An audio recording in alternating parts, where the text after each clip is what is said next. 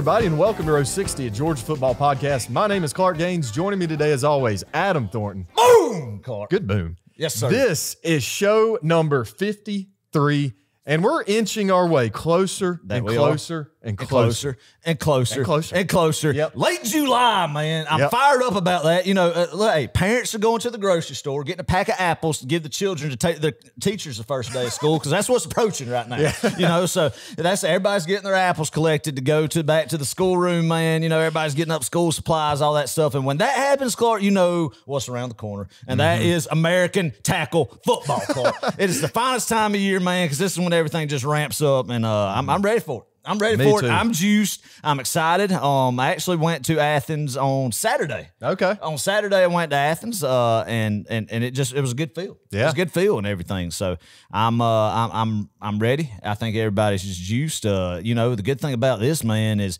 as of the recording of this and this week, this is the last week we have until we get updated news about Georgia football each and every day. As practice will start August 3rd, man. So that's when we go into a time of prayer.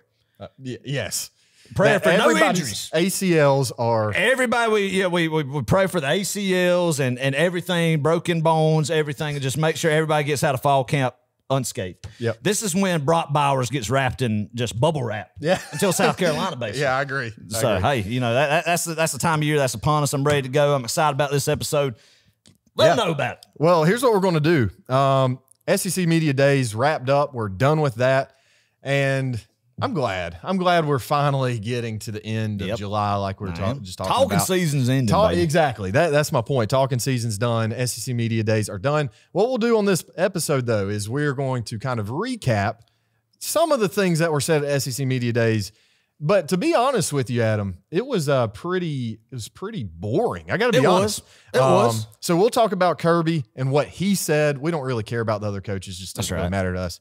And then at the end, or really the majority of this episode, the meat of this episode is going to be talking with a guy who won our Pick'em League challenge last year. We're going to bring him onto the show and introduce him. We'll do that. We'll save that for a little bit later. Very excited about that. And he's going to help us walk through week by week this 2023 regular season and pick out the best college football games. So I'm really excited. Not just the Georgia games, not just SEC, but the ones we're the most excited for during that week. You know, and just kind of talk about some random games, what we like about those matchups, and kind of let everybody just get it on the calendar of when they need to get some watch parties. You know, if Georgia's having a 12 o'clock kickoff, you know, for instance, Ball State game, there's some good late night games going on that you know, one of them games that you get to watch where, you know, you're kind of neutral at, you know, and you're not just having to be glued to the TV in the sense of just nerves hanging on to every single play. You could actually sit back, kind of fellowship. You could actually invite people over to watch the game. Yeah. You know, so that's kind of what we're going to go over. The games that you can invite people to watch it with you instead of non-Georgia games where you got to be alone. Family games at home. Right. That's right. There we go. That's right. All right. SEC Media Days. Let's talk a little bit about what Kirby said, Adam. One of the things that you mentioned was the cost of leadership. This is one of the things that Kirby said. He talked about during his podium speech, whatever you want to call it.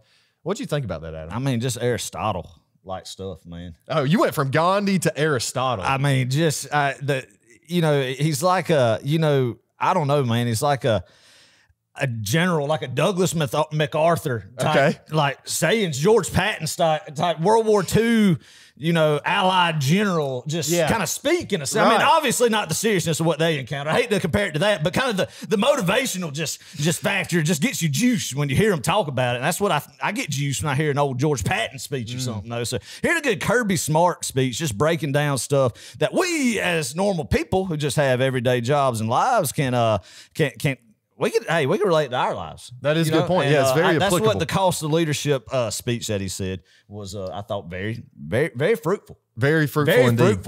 If you missed this, basically what Kirby was saying is that great leaders have to accept costs associated with being leaders. Right. One of those is you will have to make hard decisions that negatively affect people that you care about. That's a big one. That is. That's a big one. Truly. That hits you right there. It does. I mean, when I heard that, I was like, dang, Kirby. I know. It hurts. It hurts. But it's a cost. And the second cost of leadership, you will be disliked despite your best attempt to do your best for the most. Amen. Amen. You know, you're not going to please everybody. Tell them about it. And the third thing, and this, Adam, this was kind of a jab to the AJC, I think. Yes, sir. He said, you will be misunderstood, and you won't always have the opportunity to defend yourself. Yeah, I agree, man. And I mean, all of that stuff was just like, man, no other coach came out there with that type of intensity that he was saying, and that kind of, I mean, just the way he came out there and broadcast that, the confidence in his voice. You know, he knows he has a football team. Oh, he does. He is fired up about it. Sure He's confident about it, and that was just good stuff right there, and very, very inspirational. Absolutely. I mean, just makes you want to just sit back and reflect. You know? I mean, Ponder. it really makes you think. Right. Really makes you think deeply. This was interesting, Adam. Kirby had the longest opening remarks of any SEC coach, which I thought would not be the case. Kirby had an astounding 2,648 words said in his opening remarks. Yeah. I predicted Clark Lee would have the most. Clark Lee only had 684. So, I'll be dang. Clark kind of toned it down this year. He did. He pumped the brakes on the national championship. He kind of pumped the brakes, but hey, you know, all right. And then we had better never rests, and Kirby drew inspiration. What was it, from a rugby team? It looked like it. Yeah, that's what it sounded like, an Australian rugby dynasty. Yeah. Say like they just, all they do is win. Right. And, you know, I like how they have those sports psychology studies, how, you know, they study businesses or teams that's been successful about kind of where they're at right now. Yeah. And, of course, this offseason, he explained that they studied this Australian rugby team that I think has won consecutive titles as they're going in to go, of course, everybody knows listening to this podcast for a three-peat right now this season. So I like that, man. Yeah. I think that's the kind of stuff that you don't think about that you got to put into a program, is not only just the physical aspect of the getting better at the practicing and the weightlifting, all that stuff, but also just the psychological part of it. Yeah. Man. And it's something new, I think, that's just developed in college football. And Kirby Smart and guys like that are the ones who are implementing it, and I think it's paying dividends. Yeah, yeah. I think they have what's called skull sessions at Georgia, which essentially they break out, they talk about these history lessons, and they talk about, I like that, you know, connecting with each other. I think that was one of the reasons. You know, they talk about stuff like Napoleon invading Russia. Really? And it's just, I don't know. I mean, just stuff like this. Yeah. I mean, when you get too big for your britches and you think you could bite off more than you can chew, and history always repeats itself, because Hitler did the same thing with the same results, man. You don't invade Russia in the winter. Yeah. And, you know, sometimes, you know, you learn from history. That's kind of my point of that speech. Right. Another big talking point right quick, he talked about the importance of maintaining his staff at Georgia. Yeah. We've retained a lot of people. There hasn't been a ton of turnover necessarily. Two things he said too, when he brings people into the program: do they love football? And do they embrace being part of something bigger than themselves? That sounds super elementary, but big team, little me. Yeah. Big team, little me. Yeah. I mean, that's all it is. You know, like the T-shirt, big team and the little me. Yeah, and he also said, man, which I think resonated with me, and thought, man, yeah, that's the culture you want to be in, especially as a coach, is how he wants his coaches to bring their families to the building, man. Let their kids grow up around it. And I think that's something that maybe at his last stop in Alabama that there wasn't as much of an approval for that is what I understood of that. I could be wrong, but you know, not as much as what Kirby's implemented in Athens, man. And I think that's obviously huge to keep guys around, you know, and keep families happy and connected and everything. So I think that's the biggest thing. Yeah, I agree. Last thing, Kirby said, he made mention of this. He said he never told his team that they would be going 7-5. Yeah. If you remember from last year, you heard Nolan Smith, I think in an interview or something, or it wasn't Nolan Smith, it was somebody, one of the defense players. They were saying, Coach Smart was saying we were going to go 7-5, yada, yada, yada. But one thing he said about that, he said, no, I didn't say that. And he said, we expect to be good at Georgia. Right. You know, we don't have to tell ourselves, we don't have to do all this external motivation and all this. Right. No. These gimmicks, man. Yeah. You know, absolutely. So I thought that was interesting that was not a real Kirby thing. just plays 3D chess with everybody. He does. You know, and he's always 5 steps ahead. 5 steps ahead. That's exactly right. Oh, my gosh. Yeah. But that's honestly, though, from media days, Really wasn't much else to there it. really wasn't much. Just outside of other coaches, it's kind of the same old what we expected. I don't think anything just major. I think, man, there's a lot of nerves. I think there's a lot of pressure on a lot of guys because, I mean, we'll get into it on later episodes, our whole SEC predictions, but everybody in the country is kind of saying you got 2 in the East, Georgia and Tennessee to be the top 2, and then you got in the West, Alabama, LSU, Alabama. And then in both divisions, there's, I can see anybody finishing second and last. Yeah. So, I mean, that's how in my opinion, that's how it's split, man. Right. And, there's a lot of coaches that's got to have big years to retain their jobs. And obviously all of them can't do that. So this group of coaches will definitely be shook up next media days in Dallas in 2024. So I think a lot of people, really, really fighting for their jobs this year, got to have big years, man. And I'm excited to see it. And we're going to see some of this and talk about it in the rest of the episode. Yep. Well, without further ado, let's go ahead and introduce our what are we calling this? Our Row 60 Pick'em League champion. Yes, that's what he is. Give it up. But I'm going to let him introduce himself right quick. But before we do that, I just want to show you what we've got here. Our brand new trophy, and we're going to talk about how you can win this. That's a good one, man. That's a bowl it's trophy. It's heavy, isn't That's it? Like the old Meineke Car Care Bowl trophy or the Motor City Bowl. I mean, this looks like a trophy that a MAC team like Akron would hold up after they win a bowl game on December 17th. Yeah. But man, it's hefty. I'm telling you. And the guy who just won this is a friend of ours. I mean, he grew up with us. Oh, yes. A long time close friend, one of my best friends, man. Me and Lee South. I'll just go. Let me introduce him. Yeah, let's go ahead and bring on Lee. Let's get him to unmute his mic. Lee, man, we've had good memories. We've gone through. We didn't go to the same elementary school, but we graduated in the same class. Middle school on up, many science projects together, played ball together. Lee was a heck of an athlete. And Lee, man, let me just tell you, he's got a prowess in college football pick'em and also fantasy football. We've been in the same fantasy football league for years. He always puts together a respectable team. His program is always established and makes deep playoff runs, while mine is the equivalent of Vanderbilt football. If we go 5-7, we're happy, and we get put out in the first round of the playoffs, we're celebrating. On my squad every year. Gosh, so that's amazing. So it's always fun to play fantasy football with Lee every year. We've done it for many years, man, and a good friend. Lee, how are you, brother? I'm good. How about you guys? Man, we're doing good. Doing good. Lee, tell us a little bit about yourself. I mean, obviously we know you, but for the Row 60 listeners out there, give us a little background information, where you're from, what you do, and how you became a Georgia football fan. Yes, sir. Well, I am from Franklin County. Like Adam said, we grew up together known him since, I don't know, rec baseball probably, when we played All-Stars together. That's right. But it's been a long time. Still live in Franklin County, teach middle school math. And then I guess just become a Georgia Bulldog because my dad, every Saturday we'd be watching the Dogs. I mean, that's what we do in the fall every Saturday.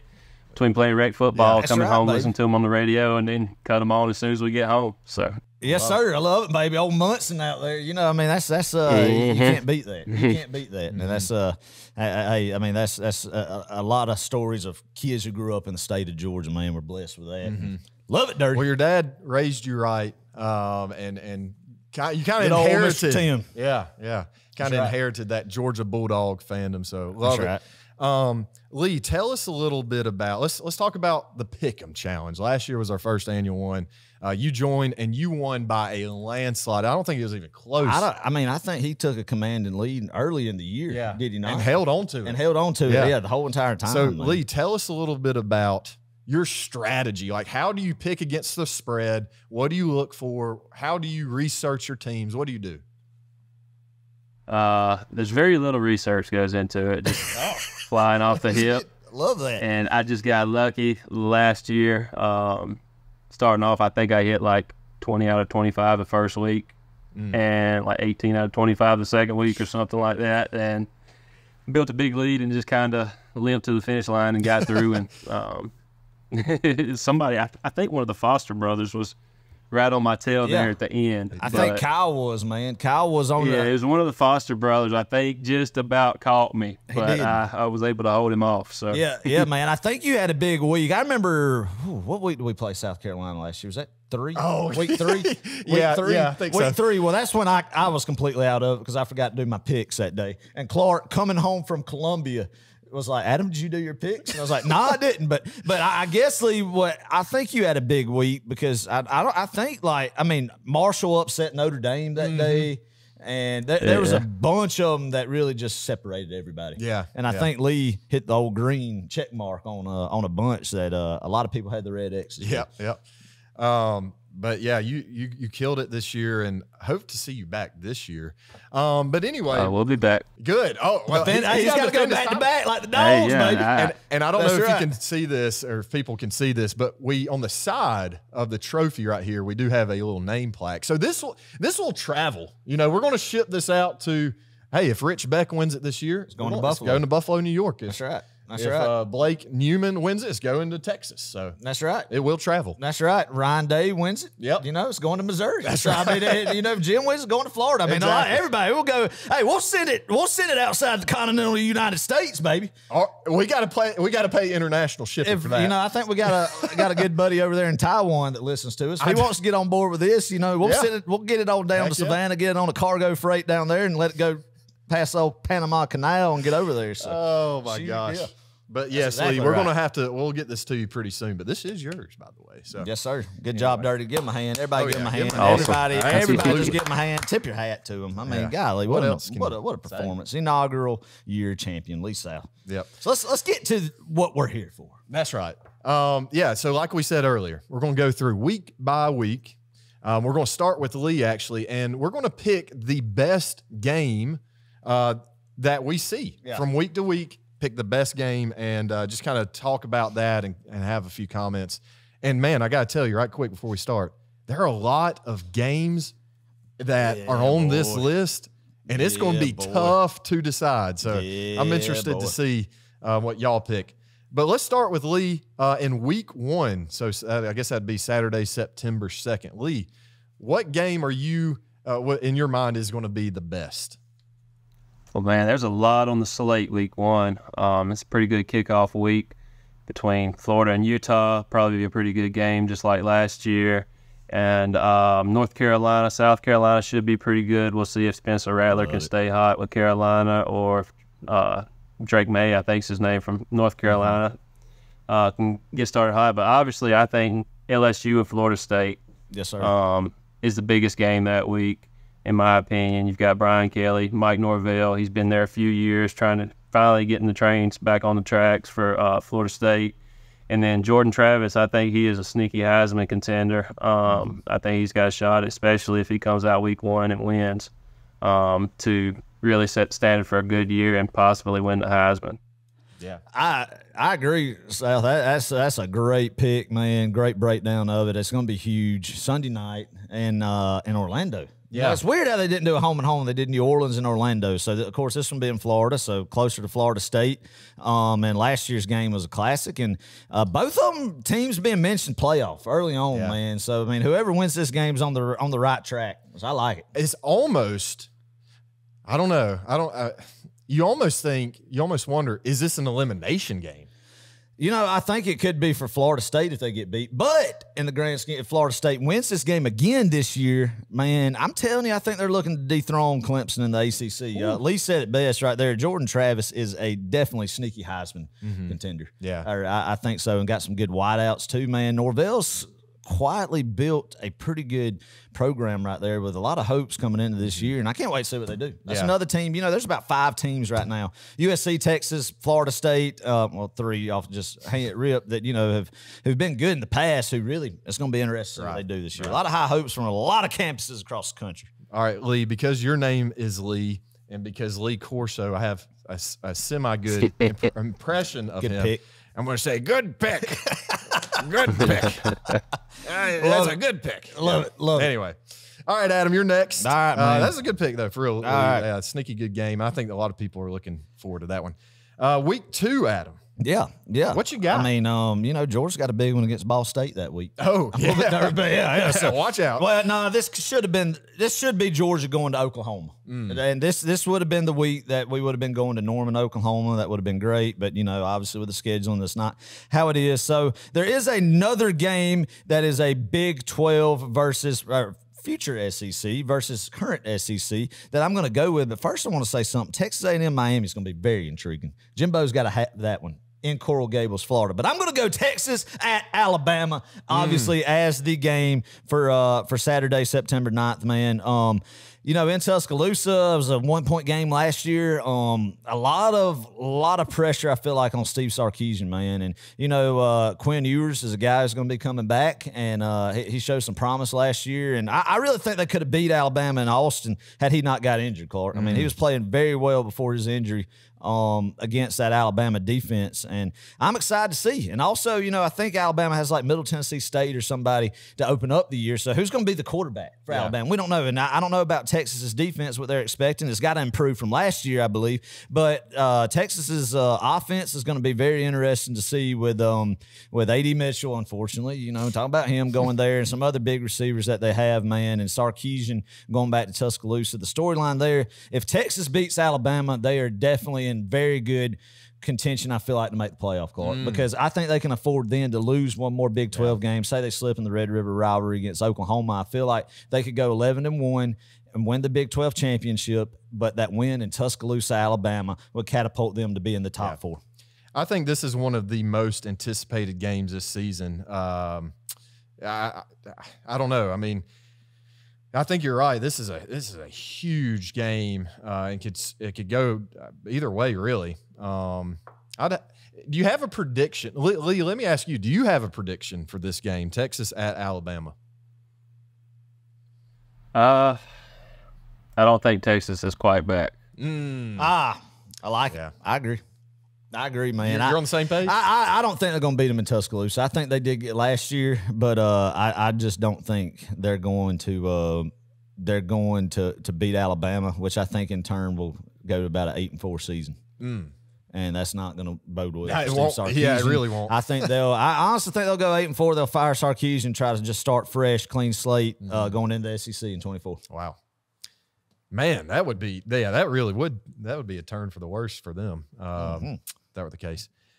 I don't really have much else to say about that one. I mean, it's going to be a good one, man. I do think I will say this: game day is 100% going to be. I'm excited about it. Georgia plays Ball State at noon, so that's a good time. There's going to be a noon kickoff there, and you could get back home or you get done watching that game, man, and be able to enjoy that game for the nightcap. I like it.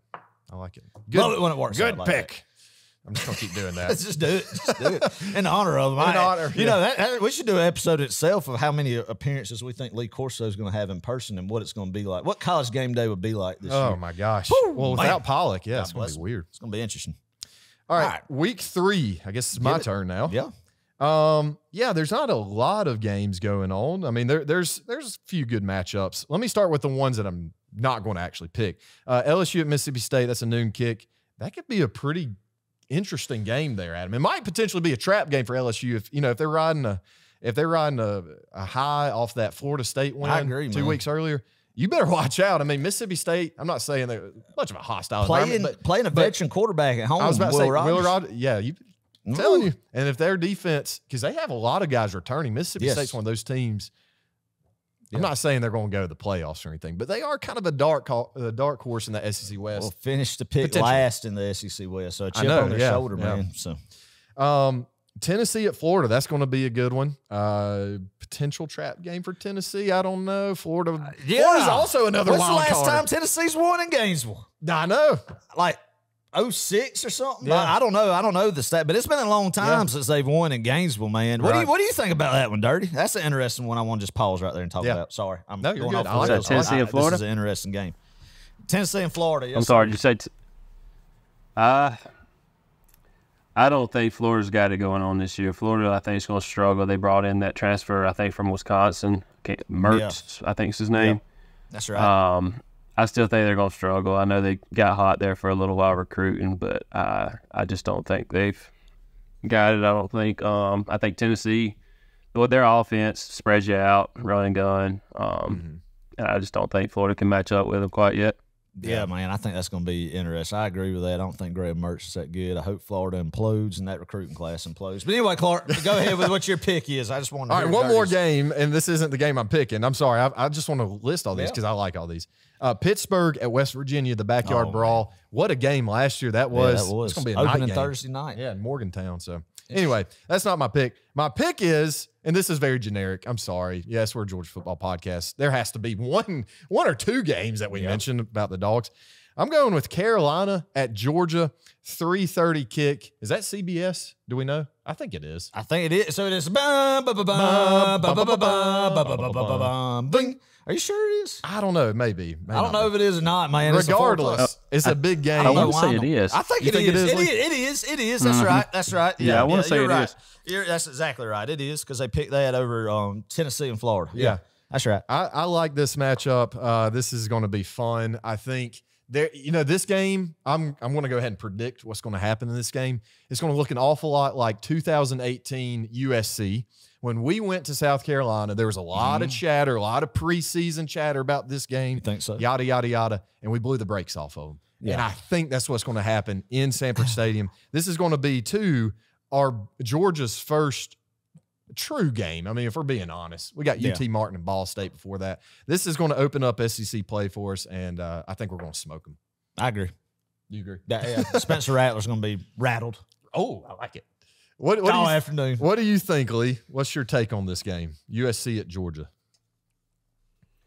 Well, I've got a brother-in-law that's a big Gamecock fan. That's right, so he does. I hope we curb stomp them. We've been up to Carolina a few times and got the short end of the stick, and I hope we curb stomp them again this year. That's right, Dirt. Oh, Lee, man, he always makes a biannual trip to Columbia, South Carolina. Every time I've been to Columbia, South Carolina, I've run into Lee South. Oh, really? Oh, yeah. Every How time. have I not seen every Lee? time. Every time he's there, man. Past decade, we've been going over there. That's interesting. Yep. That's exactly right. All right, Lee, back to you. Week 4, what you got? Week 4 is a pretty good slate again. Florida State, Clemson, I think will be a really good game, but the one that really intrigues me is Ohio State and Notre Dame. It's Ohio State's first test since New Year's, when they thought they had the game won and missed a field goal right at New Year's. Yep, that's right. And it'll be interesting to see what Notre Dame's got. Marcus Freeman coming into year 2, the quarterback transferred. He's supposed to be a defensive guy. Their defense kind of struggled last year, losing to Marshall. But I like that game. I'm interested to see. That should be a good test for both teams. I agree, man. That's one game, opened up the year last year. And being in South Bend, I think Marcus Freeman's got a lot of pressure on him. And you get Sam Hartman. You're going to have a quarterback there, And Tyler Buckner transferred to Alabama. He was pitiful at Notre Dame.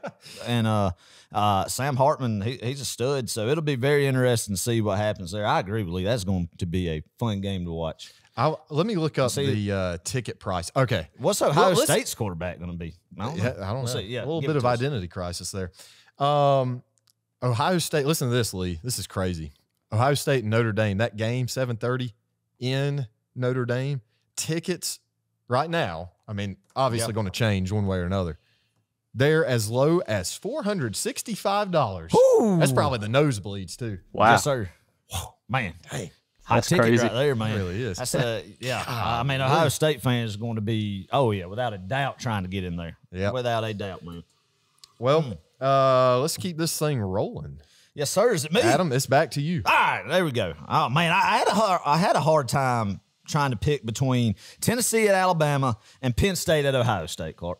I think I'm going to go with Tennessee at Alabama. I hate to pick Alabama again, but let me say first, Penn State, Ohio State. I think Penn State's going to be a team that's going to be much improved this year, Clark and Lee. I think that Manny Diaz does a good job as defense coordinator, not so much as a head coach. I think Penn State will have a respectable defensive front, man, and defense in general. And I think what's going to be exciting about it is that I'm on the right week. I think you're in week 8.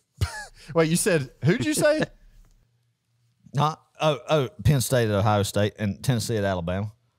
What week do we just do? How do we? How do we mess that up? Well, we've gone from the napkin notes to the real pieces of paper. And you see where it got us. Exactly. We never messed up with the napkins, but we get freaking column printed, 3 column, 4 column. I'm sorry. Printed. I guess that's what I get for trying to be organized. I love it. I love it. No, Adam, go. Yeah, no, we're on week 5. We're on week 5. Go up right here. Oh, that's on me, guys. My bad. My bad. Oh, all right. Here we go. All right. Barn burner in Arlington, Texas, baby. Ooh. Neutral site at Jerry World, Texas A&M and Arkansas. Give me that game, man. Nice. Sneaky one, South Carolina at Tennessee. Is South Carolina going to go beat Tennessee, or is Tennessee going to get their revenge? I kind of like that game in Knoxville, man. But give me Texas A&M at Arkansas being in Arlington as a game that I think is going to define a lot about Jimbo Fisher's career. Yeah. Is he going to make it through the season in College Station? Or, a lot of hype with Texas A&M, a lot of hype with Arkansas, possibly the best quarterback in the SEC is KJ Jefferson, man. And Sam Pittman had to change coordinators on both sides of the ball. I think made 2 tremendous hires. And I think it's going to be exciting to see a game that's pretty much always exciting. I know last year was, man, and didn't go in the Hogs' favor. But I think if Pittman can punch Jimbo in the mouth in Arlington, I think you'll see some things at College Station unravel, especially if A&M's trip a few weeks before that to Miami doesn't go well. And everything. So I think this could be a big game for Jimbo's future. I like it. That's a good pick. Yeah. Sorry, I got ahead of myself. No, you're good. You're good. Looking at the wrong thing. Any comments, Lee, on A&M at Arkansas and in Arlington? Yeah, that's an interesting game. KJ Jefferson, the running back they have, everybody is super high on them. I don't really know why they're so high on KJ Jefferson myself. Yeah. But all the media is high on him. And then A&M, kind of like Adam said, who knows what they're going to do. Like, Jimbo is in trouble if they have another year like they did last year, and I'm afraid he's going to. They could finish first in the West or 7th in the West, and I wouldn't be surprised either way. Yeah. Really? Honestly. Lee, you played a little. Well, that's basically everybody in the West except for LSU and Alabama are kind of the top 2, and the rest of them is just kind of a pick 'em. Oh, yeah. Right. Nobody knows. That's right. Lee, you played a little quarterback in your day. That's right. Tell me, who do you think is the best SEC quarterback in this class? This upcoming year. Well, there's so many unknowns right now. Let's see. I want to say Carson Beck. Yeah. Why not? Because I mean, he's got all the tools there to. I mean, you don't have to be great with everything he's going to be surrounded with. Right. You just got to be serviceable. That's a good word. I like that. Yeah. I like that. Yeah. I just don't know. Everybody's saying KJ Jefferson's the best one coming back, or Jaden Daniels, but I just don't think they haven't really impressed me last year before with KJ. But it's a very weak quarterback class. It is. In the SEC this year. There's just so many unknowns. Like, there he is. Alabama, right. You don't know. Georgia, you don't know. Yep. Florida got the transfer from Wisconsin that wasn't very good. That's right. Joe Milton, Ole Miss, you don't know. Like, actually, I probably should have said Mississippi State. Yeah. They've probably got the best quarterback, actually, that nobody's actually talking about, and I can't think of his name right now. Big Will Rogers? He's passed for Will Rogers, yes. Yep. He has passed for – he's got all the records, basically, in the SEC, it seems like. Yeah, man. Definitely got the most yards or anything, but how does he bounce back with what happened to their program? Exactly. Will be interesting to see, but – he's probably right now who I would say was the best. I agree, man. When you talk about who's proven on the field for multiple years in a row now, him. But, you go from him playing in an air raid system that he played in from high school or middle school, from what I heard, on to, his senior year, flipping it completely in a different direction with it going with Kevin Barbay as the offensive coordinator, man. I think, he's a good enough player, as Lee mentioned, that he'll adapt and adjust and be good, man. But that'll be an interesting change. That's another unknown. To Lee's point, man, there's so many unknowns in quarterback rooms across the Southeastern Conference, man. Is the kid at Texas A&M? Golly, I forgot his name. Number 15. I know. What in the world? How did I forget his name? Connor. Everybody's screaming. What is his name? Wigman. Connor Wigman? Yeah. Is that it? Connor Wigman? Yeah. Yeah. So, I mean, who's it going to be? Is Joe Milton probably has the highest ceiling, as far as athletic ability and arm strength, but also the lowest floor, too, with, not being able to hit water thrown out of the boat. But he can sling it. And Tennessee fans want you to know he can throw a 70-yard ball. That's right. Who cares? Ain't going to hit the broadside of a barn. That's exactly right, Dirty. You let them know. It's going to be interesting, but I like it. I like it. Good discussion. Good discussion. Good little discussion right there. All right, week 6. Moving on here. Right. 2 games to look out for. These are the top 2 for sure. I'm going to start with Oklahoma versus Texas, the Red River rivalry. Ooh. Whew, I didn't stumble on that. That was good. Thank you, Adam. That's a tongue In twister. the Cotton Bowl, I think that's going to be a good game. Could be kind of a diverging point for these 2 teams in this part of the season. If Texas wins it, I think they're going to roll. If they lose it, I don't know. But I'm telling you, this is always a shootout. This is always a fun game to watch. It's going to be one of the best that week. And definitely the one, and we keep talking about these 2 teams here and there. Alabama at A&M. I think this is going to be just like it's always been. 2 years ago, it was really close. No. A&M beat Alabama 2 years ago. 2 years ago. And then last year was a point. Right. Yeah. It's a close game, and I think Jimbo, he's figured something out against Nick Saban. Back He's in not College scared. Station, baby. I'm telling you, it's going to be a good one. And don't be surprised if A&M gets another upset. I don't know. Yeah, I mean, especially if they beat Arkansas, where we just talked about that happening a couple weeks prior to that, and beat Miami and kind of living up to the expectation, have that confidence, man. I definitely could see that happening in a hostile environment in College Station, Texas, man. And I don't know. That'll go a lot if the seasons of both of these teams shape up to where they expect to this point. Long way inside in the West, man. Right. Yeah. A long way inside in the West. I like it. I like that pick. All right, back to you, Lee. Week 7. Tell us about it. All right, week 7.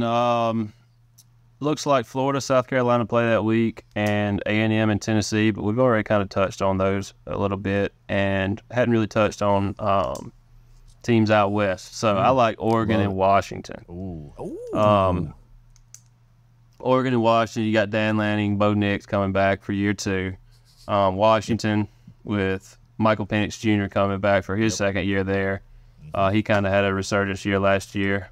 Bo Nix and Michael Penix Jr. are both, in my opinion, some dark horse Heisman contenders also this year. Just depending on how their teams do. But the Pac-12 is pretty deep this year. The best they've been in a long time with USC and UCLA. I think will be down a little bit this year, but you've got Oregon, Washington, Utah with USC and Caleb Williams. So I think that game, Oregon-Washington, will be a good game, one to watch out for. Ooh, that was strong. Yeah. Great analysis and breakdown. I was about to say, that's a great point about the Pac-12's depth this year. I mean, they really do have a lot of pretty above average teams, which is atypical there, especially in the past decade or so. Let me ask y'all this. I can't remember. Y'all got to help me out here. Is Washington the only Pac-12 team that's made it to the playoffs? I think they are.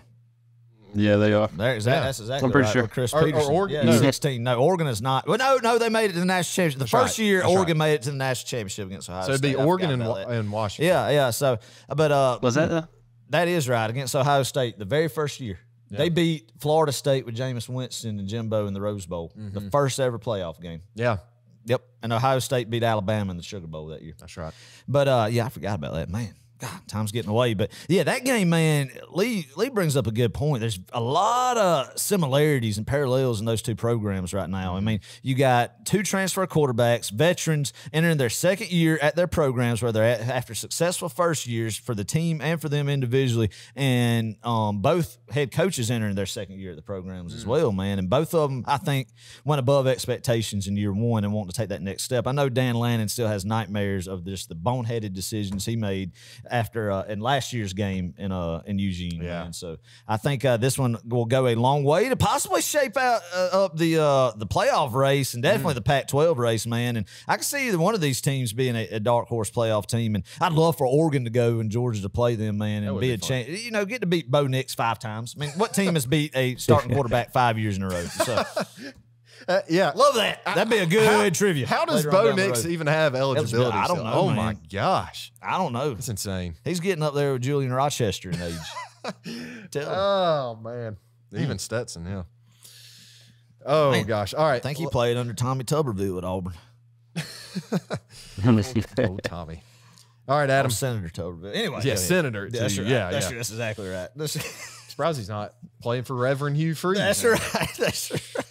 As a stand-up guy Bo is, you think Oh, he would yeah. want to Yeah. go play for the good Reverend. Right. That's right. Anyway. Brother. Brother Hugh. Brother Hugh. All right, Adam. wait. Week 8. God, I hope we beat What you got? Anyway, week 8. Finally, week 8. What we've been looking for. This week was so highly anticipated. I went ahead and made it week 5. Yeah. So anyway, back to week 8, what we were talking about. I've changed my pick since we've had that debacle. Really? I'm going with Texas at Houston. Okay. I'm just kidding. I was That about is to say, not come it. on now. Dana Holgerson might be fired by that time. That's a Big 12 game right there, man. You know, you got the Houston, the BYUs, and the UCFs in the world coming to the Big 12, man. Yeah. Very, very interested to see what happens there. So I'm going with Penn State at Ohio State. Ooh. Obviously, you have Tennessee at Alabama, but we know what that game's going to consist of right there. That'll be a big one, but I don't want to go Alabama. I got Alabama coming a little bit later on, just a little, spoiler right there. But so I'm going to go Penn State, Ohio State, man. Okay. I think, as I was talking about earlier, little Groundhog Day, deja vu. Manny Diaz is a good defense coordinator. He is a guy, not a good head coach, but a good defense coordinator. Penn State will be improved, Clark, because I believe that what's his name? Number 14. Sam. No. Clifford. Sean Clifford. Sean Clifford held them back for the years he was starting. I think Will Levis was even a better player than he could have been started at Penn State. So I think the guy they have coming in is pretty talented. Might be the best quarterback Franklin's had, at least since Trace McSwirly, and they won a Big Ten championship with him. So I think, man, this is going to be a sneaky game where Penn State might try to make a run right here against Ohio State, Michigan's, and try to get the old Big Ten East right there. So it's in Columbus, but Penn State, man, they played them really, really well in Columbus 2 years ago. I remember watching that game after Georgia, Florida. So I'm going to go with that. Okay, good pick, Adam. What do you think, Lee? What are your thoughts on Penn State and Ohio State this year? I'm really high on Penn State this year. I think they might finally get it done and actually beat Ohio State and Michigan. Yep. Yeah, I mean they've got a tough stretch. I mean, it's tough to ask, but I think they might get it done this year. Yeah. I agree, man. I think it's going to be very interesting to see how the Big Ten shapes up. It's not just Michigan, Ohio State, and it's not just a put it in stone that it's going to be them two. Penn State's going to have something to say about. Also, another game real quick. Let me just make a quick mention. Is Utah USC. Talk about another game that'll shape up a conference championship run. Yeah. Both, that was a Utah beat USC last year Twice. 2 times. So Lincoln Riley, Caleb Williams going to be looking for revenge. That's going to be in L.A. in the Coliseum. Fight on Trojans, man, against probably the best offense in the Pac-12, and Caleb Williams, Lincoln Riley's offense versus Kyle Whittingham's defense in Utah. So we'll see what happens. It wasn't much of a defense last year when I watched it, but anyway. Not the first time they played. That is right. Yep. Yeah, it was a shootout. It'll be interesting. All right, we'll go to week 9. This would be Saturday, October 28th, and man, I don't know. There's some good games, but nothing really stands out. Nothing really catches the eye, Honko. Not really. There's Ohio State at Wisconsin, and I don't know why, but that could be a trap game. Yeah. I don't know. It could be. Right? Yeah, I mean, somebody I agree with you, Clark. I mean, you got Luke Fickell, whose dream was always to be the Ohio State head coach. He took over when Jim Tressel got in trouble that year between Tressel and Meyer, and they had a terrible year. Right. Terrible year. And, he was defense coordinator on the defensive staff for Urban Meyer until he got the Cincinnati job. And Ohio State guy, Ohio State alum, finally leaves Cincinnati, goes to Wisconsin, the Big Ten. He would love to beat Ryan Day and kind of put some more, just add a flame a little bit more to the seed of Ryan Day if they lose to freaking Wisconsin. That's my point. First year. I agree. Yeah, you're 100% right. That's my point. I think there's so much pressure on Ohio State this year because they got so close last year, yet they just, we all know what happened. Ruggles he shanked it. He shanked it. He shanked the field goal pretty badly. But I think they may overlook this game. I don't know. I just have a feeling Ohio State, Wisconsin is going to be a really fun game. A couple more on this list right quick. Oregon at Utah is going to be big. You got Colorado at UCLA. That could be a potential, like, really fun game to watch. Pac-12 after dark game, right? Exactly, yeah. Clemson at NC State. Georgia, Florida, obviously, is going to be fun. Yeah. I don't think it's going to be very close, but yeah, I'm going to go with Ohio State at Wisconsin. Yeah, I like it, man. In Madison. Madison's a tough place to play. Late in the season, Luke Fickell might have them boys rolling a little bit. What say you, Dirty? What you think about it, Dirty? Oh, I'm sorry. I kind of went out there. Oh, you good, brother. I think Ohio State will handle him. It's his first year. He's got to go in there and kind of build a culture and change the offense. They've been big offensive linemen, ground and pound for years.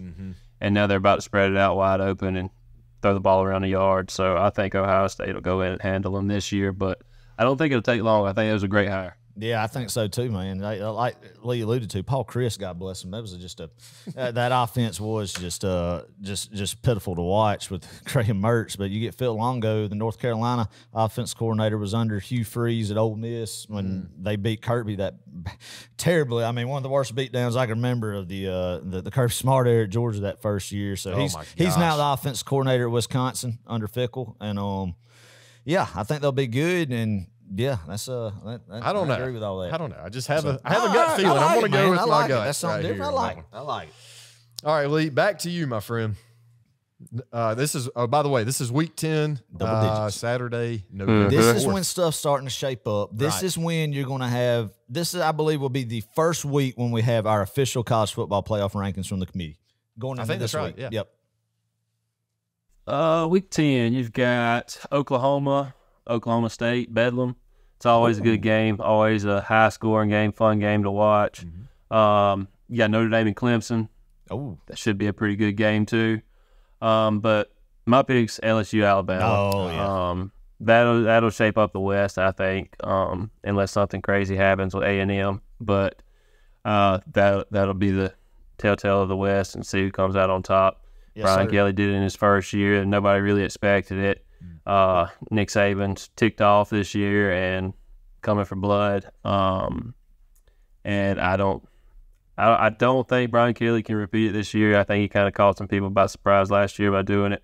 But who knows? Yeah, man.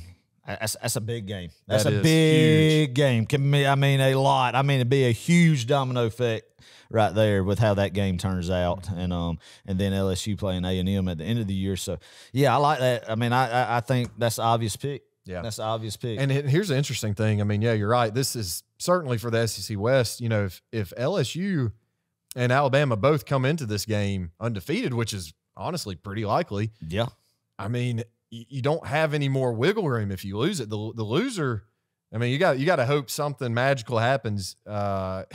Because otherwise the other's going to own the tiebreaker if it is truly an undefeated season up to that point. So, yeah, I mean, this is crucial. Yeah, it's big, man. It's big, and I'm excited to see that. And shoot, I don't know. I don't know. I have yet to figure out who I'm going to pick to win the West. Me neither. I don't have a good on that, but yeah, that's going to be big. That's going to be a big one. Yeah, I always enjoy that game. It's always good, no matter what the records are, and I like it. Yeah, I like it. All right, week 11, Adam. Ooh. All right, man. Let me just talk about this week a little bit because I don't really want to do an official one because I know we've always been Alabama. But I want to talk about 3 games in this week, if I may. Ole Miss at Georgia scares me to death. You know why? Because we'll talk about what's coming the next week, and you're going to get to that, and that kind of makes me nervous of looking ahead. And Lane Kiffin always kind of makes me nervous as offensive play caller. I don't know. They have a heck of a quarterback room. Is it going to be Jackson Dart clicking on all cylinders? And what's Ole Miss going to look like then, too? Right. You know, but that game kind of makes me nervous about where it's at on the schedule, man. I would rather honestly be playing them in September. And but hopefully by then Georgia is clicking on all cylinders, man, and injury bug hadn't got us, and it's at home. So yeah. I feel good about it, but that's a game, you know, when you talk about games, hey, you know, I'm not 100% sure that that game's going to be kind of up there that you got to discuss, man. And I don't think Ole Miss is by any stretch just going to stay on the field talent-wise with Georgia, but they're a team that definitely could beat a team like a Georgia and Alabama or one of these top-tier teams with Lane Kiffin and the offense system they run, and especially if, I mean, heck, you know, we've talked about them, we made fun of them in the past, but if Pete Golden comes in there, man, and it's going to definitely be an improvement from what they've had on defense there. And see, especially during that time of the year. That's going to be interesting. USC at Oregon. Lincoln Riley versus Dan Lannon. Another game that could shape out the Pac-12 in Eugene, man. Is USC going to be undefeated coming into this game and then get popped by Oregon? That's going to be fun to watch, and that's going to be a big one. But the game I want to talk about is Alabama at Kentucky. Ooh, that's a sneaky game. Because we've been to Lexington, Kentucky in the middle of November, and it's freezing, man. And that game in that stadium is super small, but it's not like Vanderbilt or Ole Miss where it's packed out or where it's empty, you know? Or at Vanderbilt, in most cases, the opposing team's fan base just floods the whole stadium and has the majority of the crowd. No, Kentucky fans fill up every single one of those seats, man, and they're loud, and it's just a weird place to play, I feel like. As a fan, it's weird to go to, and it's hard to win there, especially how cold it was last year up there and how historically it's been. Every Georgia-Kentucky game I've been up to in Lexington, and Alabama's not used to going up there, man, and Kentucky's physical. I think if you ask Kirby Smart who plays his team the most consistently, the most physical team that they play year in and year out, he would say Kentucky. Mark Stoops coached Kentucky football teams, man. And especially if Kentucky might have just one or two losses, one to Georgia, one to somebody else, and kind of, you know, riding a little bit high.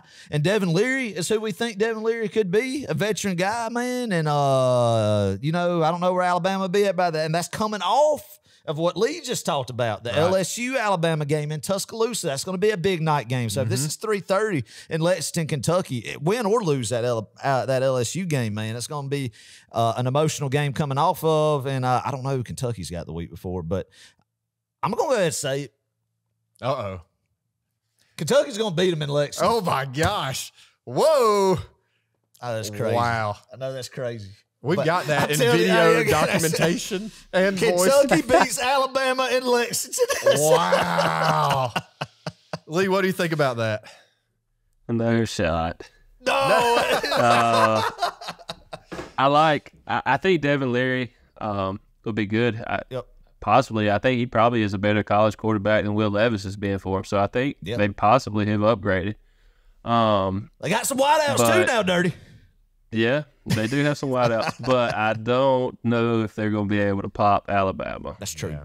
That's true, but you got a Brad White defensive coach Kentucky team, man. Very underrated, very physical. Brad White, the Kentucky defense coordinator. Year in, year out, fundamentally sound defenses, man. They are good. I mean, blue-collar defensive fundamentals, man. Just do their job. Put, 11 hats flying to the football. Charlie Hustle, what you want to see in defensive football. And it's going to be cold in Lexington. Did I mention that? Did I mention it's going to be like... We'll just pick them to cover the spread and the pick them. There we go. There you go. Just pick them to cover the spread. Do it. Late July, this might come back and bite me. That is actually going to be a recorded soundbite. Watch Kentucky be like. Watch Kentucky beat Alabama on CBS 3:30. No, that'll be Georgia Ole Miss. Oh, better yet, this will be a night game in Lexington, Kentucky. 7 o'clock ESPN. Oh, my gosh. The bourbon will be flowing in the Kentucky Hills. 7 p.m. Alabama versus Kentucky. Book it. Wow. Man, Adam, you got me believing. Mark Stoops is going to be fired. They're going to play Georgia close in Athens, too. I'll go ahead and tell you that. I'm predicting that. Georgia won't cover the spread against Kentucky in Athens. When's Georgia covered the spread against Kentucky, Clark? I'd have to look. Do you know? It's been a while. It's been a while, man. It hasn't been the past 2 years, I can tell you that. Hold up just a second. Before we go any further, you missed a couple of good ones, too. And I know we're doing this for time's sake, but we also, week 11, got Miami at Florida State. That could be a big one. Michigan at Penn State. That's huge. But that's a noon kickoff. Oh, I didn't see that. Michigan State at Ohio State also. That's a night game. Yeah, that's a big noon kickoff right there. Michigan at Penn State. Yeah, what we just alluded to earlier, that trifecta in the Big Ten. Yeah. That's going to be one of those games in Happy Valley. Ooh. Right. Hey, did you see where Jim Harbaugh leads? You see where Jim Harbaugh might be suspended for 4 games? 4 games? What did he do? I don't know what he did. I didn't read recruiting violations or something. Oh, yeah. What a... Well, he was getting interviewed or something about it, and I think he was lying. He got caught lying about it. Oh yeah, golly, liar, man. You just can't do that. You gotta have some integrity. Yeah. Never mind. That'll give him more time to iron his khaki pleats, man. So if he's got 4 weeks to iron them and get them ready to go, man. And I don't think they even play anybody through. No, they don't. I was about to say their season doesn't start till Penn State. Every year, Ohio State. Every year it's like that. Yeah. Ew, God. People want to talk about our cupcake schedule. What a joke. Anyway. All right, week 12. We're getting close to the end of this thing, y'all. Week 12. There's only back one. to me. There's only one game, and you should know what game it is I'm talking about. And this game is for the East.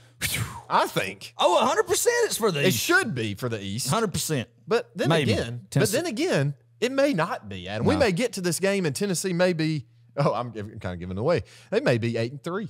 Everybody knew already. Yeah, I agree. You know? Could be. Anyway, without further ado, Georgia at Tennessee in Neyland. Expected to be 3:30 or 7 o'clock kick. 3:30. This will be the SEC championship. If not, this will be our last time seeing our good friend Gary Danielson. Hallelujah. At SEC on CBS in a regular season game. Hallelujah. This will be it, folks. So, man, this game, if it is, Clark, I'll just say this about this game. If it is what you think it could be for the East, like winner takes all, that's going to be a dangerous stadium to come out of. Yeah, it will. Literally. Like for the fans coming out of the stadium, because Tennessee fans either way are going to be just hostile. Livid. Yeah, because they're not going to be able to take it if they get beat again and don't make it to Atlanta, because they haven't been in Atlanta since 2007. Or if they do win, heaven forbid, my God. It'll be, I don't know what will happen. I worry for, I'm not going to say that. But I was going to say something else, but I'm not going to say that. But I do worry about coming out of that stadium, man. I mean, it'll be. This is a game you got to leave the women and the children behind. Oh, yeah. I mean, those Tennessee fans up there, they will get, rowdy. And this is the first time, Adam, help me out here. This is the first time in a long time where a lot of our family members are not going. Yep. Like, have the chance, obviously, but don't want to go risk their lives. Right. Lee, you know Muff need to get up a trip. Yeah, come on, Lee. We talked about it. I'd like to go. You need to. It's going to be a big one. It'd be awesome, but yeah. We need all the red and black we can have up there, because I'm telling you, man, it's going to be hostile. It's going to be hostile, but no, Georgia is beating Tennessee. Yeah. There is 3 things for certain in life. Death. Yep. Texas, and Georgia beats Tennessee. In Neyland. Yeah, in Neyland. Adam, and I'll bring this up again whenever we play them, but I think the last 3 times we've played them in Neyland, we've beaten them by an average of like 24-something points. I mean, we smacked them. Yeah, I mean, I can tell you right now, 17 was 41-0. 19 was like 41-14. And then last year, or 2 years ago, 21 was like 41-17. Right. It's roughly around there. Yeah. So if you do some quick math on that, Clark. Which I can't. 31 points combined, 31 to 80, 120-something.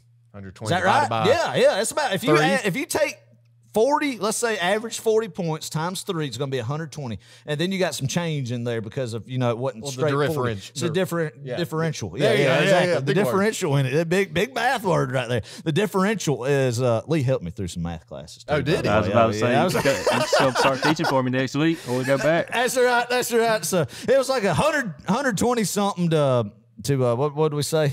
17 plus 14, 31.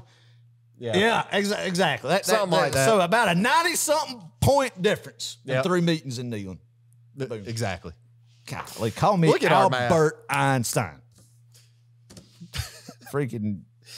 Oh, my gosh. We are crazy. He wasn't a mathematician, was he? I mean, he had to be good at math. Newton. Yeah, we'll go with Sir Isaac Newton. I like that one. All right, Lee. End this thing off. We got week 13. And to be clear here, we didn't add another week. Each team plays 12 weeks in the regular season. Right. We have to account for the bye week for everybody. So there is a week 13 in the regular season. So Lee, what you got?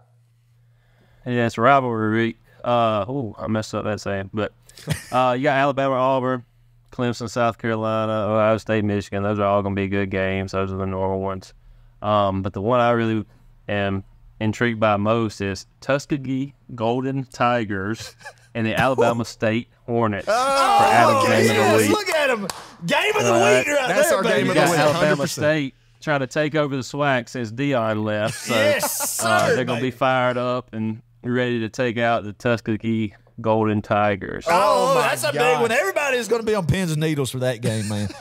We might have to go to South Alabama and be a part of the atmosphere for that game. man. I like the reference of the SWAC's wide open right now. Yeah, it really is. I mean, it's wide open. It's wide open. So Alabama State, man, that's going to be a big rivalry down there in Alabama.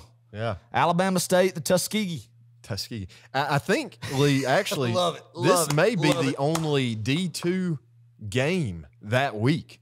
So all eyes are All going to be eyes in the D2 college football world are going to be. Yeah. That's a good pick. That I is a like good that. pick. I like Good that. pick. Good pick. Yeah. Good pick. I mean, who Good really pick, cares about Dirty. Ohio State, Michigan? Good pick. Yeah. No, Ohio State, Michigan. No, nobody's going to be watching that. No. That's not going to mean anything compared to Tuskegee and Alabama State. Oh, man. Who cares about Alabama? Alabama State, the Hornets, man. Yeah. Good way to end it right there. I like it. Do you Wonder actually what want their mascot looks like. Yeah, we need to. We'll Yeah, get a I bet- picture of I bet that- Tuskegee's. I bet mascot the right here. Alabama State Hornet is very well put together and has a better profile and a better stinger compared to that freaking yellow jacket that's in Atlanta. Agreed. I Has mean, to. you know, I bet that the stinger of the Alabama State mascot, I bet first and foremost that their mascot does not wear tights. There's Yeah. no grown men wearing pantyhose and tights like Sting is and Georgia Tech and just got that Buzz. floppy. Oh, yeah, Buzz. That's Yeah. right. That's the Buzz. Sting. Buzz is over there. Sting was a wrestler back Yeah. in the day in the late 90s with the old NWO New World Order. But anyway, with old Buzz with that floppy little stinger, you know, he's got. I bet the Alabama Hornet is ready to Sting. freaking roll. Yeah. Yeah. We need to pull him up. I bet he's Lee- very well put together. Let me ask you this right quick. Who's going to win that game? Already. July. Alabama Call it. State. Oh, yeah. Oh, yeah. a little home field advantage. Okay. I heard they Oh, went yeah. to the spread this year. I'm going to spread it out a little bit. Oh, really? Dual quarterback system. Heard they got a good receiver.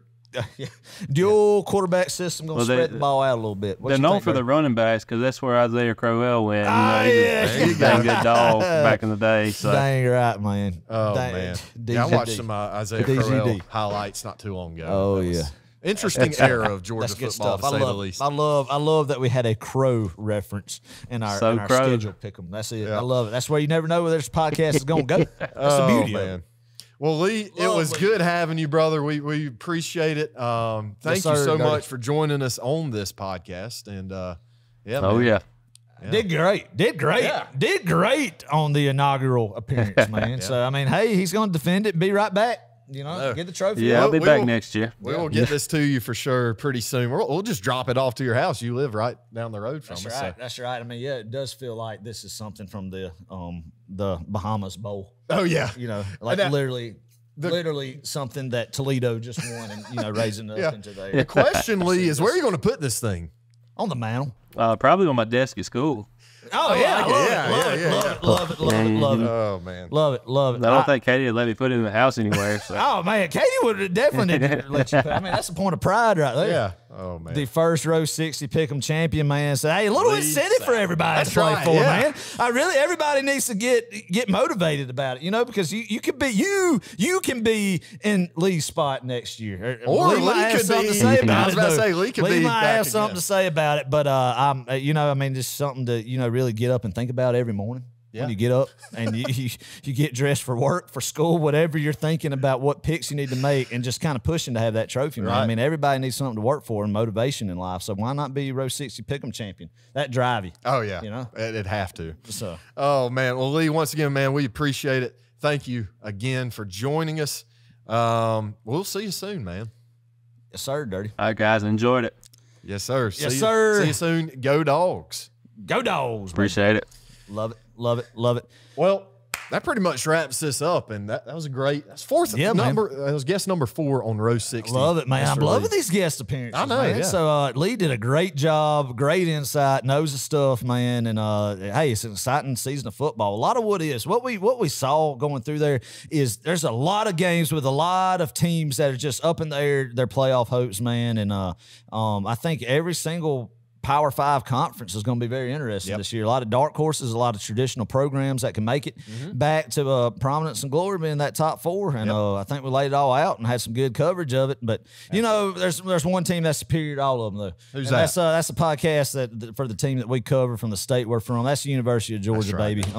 There's no doubt in my mind after looking through this SEC Media Days, all the preseason coverage and everything. Georgia is still the team on paper to beat and will be, and I'm ready to see it. Yes, ready sir. to see what's going to happen. Well, coming up, here's what we got on the horizon. First of all, football season's like 30-something days away, which is amazing. Second of all, August 4th, that's our birthday, Adam. Rose 60's birthday. That will be number 2. We'll be 2 years old. 2 years old. And on that day, we're going to be releasing our Patreon. And we'll give you guys some more information about that, but just be on the lookout for that. That's, if you don't know about that, that's essentially where you can subscribe and pay something like $5 a month for some exclusive content, bonus content, behind-the-scenes stuff, game day content, all sorts of stuff. We got a lot of ideas for that. And it'll be a way for you to contribute and help us out, and in return, get a lot of cool stuff as well. So Patreon, August 4th, that is the launch date coming up here pretty quickly. And the second thing is our Row 60 Pick'em League Challenge for this year. That's right. And I'll send out some more information. Definitely put that on Facebook and Instagram for y'all to see. I'm going to remember to pick them. You better. Every year, every week, excuse me, that I'm going to be able to remember that I need to fill out my picks. Everybody needs to just send me a reminder to fill out my picks. Yes. Joe from Jefferson, if you're listening, I want you to text Adam weekly. Or Kale Stone or anybody. That's right. Y'all text them and remind them. But anyway, that's all I got for you. Adam, wrap this thing up. Well, look, we just went through the schedule of what we got to look forward to the next couple of months. So right now you have no excuse but to go ahead, cancel, tell your buddies and friends, whoever's weddings are going to be on that day, that you can't do it because, hey, Georgia might be playing at noon, but Texas and Alabama's playing at 7 o'clock. Can't miss that one. If your kid's got a classmate, 7-year-old birthday party that he really wants to go to at old Jim's house over there or wherever, then you tell him you can't take the boy. You get your grandma to take you or something, but you can't go. So, I mean, what I'm saying, basically, point is that you need to go ahead and line your calendar up and your schedule up that is filled with college football Saturdays, man, because you only get a select few of them, 13 of them to be exact, man, and you should enjoy every one of them. But, hey, it's coming. This is the last week that we're in right now. This podcast is released. The last week that we're not going to have any new updated Georgia football information. Starting August 3rd, baby, we'll get camp news. Everybody get ready. Everybody kind of pucker up and just be looking, making sure, praying no injuries as you read your daily updates of practice, man. So that's what time it is. 1 full month of August. Boys getting ready, getting fired up, man, and get prepared. And then it'll be time to kick it off here soon. So we're here. We're going to be bringing content every single week. It's time to let the big dog eat. We have finally made it to August, baby, which is the official start of college football. I'm ready to go. Clark's ready to go. Lee's ready to go. Thank you, Lee, for joining us. Thank you for listening. Be safe. God bless. Go Dogs, baby.